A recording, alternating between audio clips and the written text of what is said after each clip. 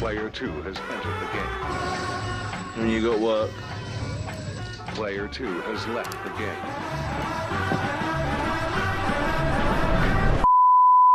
Want anything from the shop? It's the second instalment of my series of reviewing Edgar Wright's filmography. Edgar Wright is the mind behind the Cornetto trilogy, including Shaun of the Dead, as well as Baby Driver, Scott Pilgrim, Last Night in Soho, and the brand new movie The Running Man, which is set to release this week.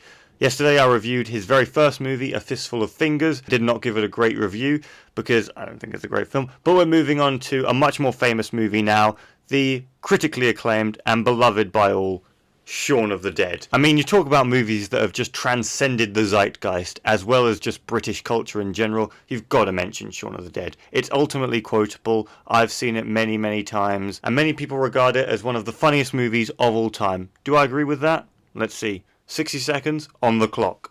Yeah, there should be no surprise. I love Shaun of the Dead. It's a brilliant movie. It is absolutely hilarious. All the actors are phenomenal. This is a career-making performance from Simon Pegg as well as Nick Frost, and it really put Edgar Wright on the map with his signature direction and editing style, and his humour, of course. The characters are obviously very endearing, and the repeated jokes are the ones that really get you laughing. I also love it because it's so quintessentially British. From the Cornetto references to the love of the pub, it is through and through a British movie. And it's one of those movies that is insanely rewatchable. I love watching this movie back as part of the trilogy and on its own. And finally, it's insanely quotable. I mean, whenever I'm eating any kind of food and are offering it to a friend, I will say, would anybody like a peanut?